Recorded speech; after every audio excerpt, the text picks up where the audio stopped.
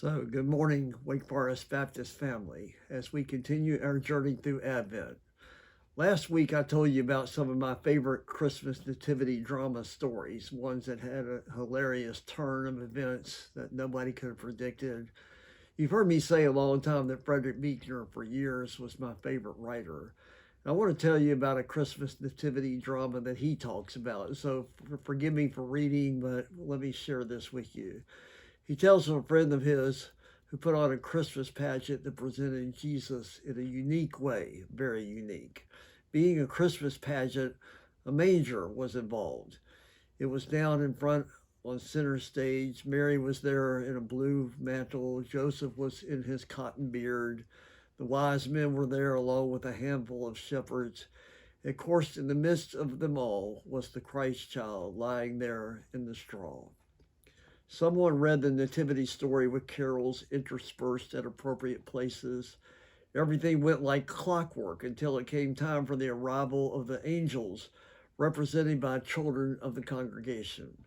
They were robed in white and scattered through the pews with their parents. At the right moment, they were supposed to come forward and gather around the manger, saying, "Glory to God in the highest, and on earth peace, goodwill to men." That's just what they did, except there were so many of them that there was a fair amount of crowding and jockeying for position, with the result being that one particular angel, a girl about 9 years old who was smaller than most of the other children, ended up so far out on the fringes that she couldn't see what was going on, or even when she craned her neck and stood on tiptoes. "Glory to God in the highest, and on earth peace, goodwill to men," they all sang right on cue. And then in the momentary pause that followed, the small girl, electrified by the entire church, began crying out in a voice shrill enough with irritation that everyone could hear, "Let Jesus show! Let Jesus show!" The pastor explained that though there was a lot of the service still left to go, he decided to end the service right there, which he believes is one of the three best things he had ever done in his life. "Let Jesus show," she cried out.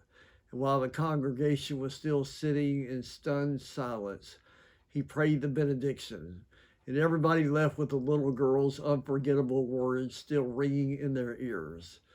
"Let Jesus show." To the world to which he was born, he was a stranger. And for that matter, he still is, but he doesn't want to be. Not to you, not to me, or anyone on the face of this planet.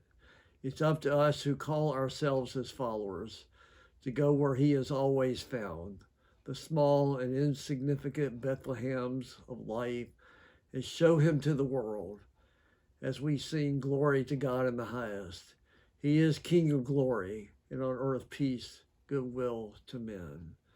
And so, great story, huh? From the mouth of babes comes perfect wisdom.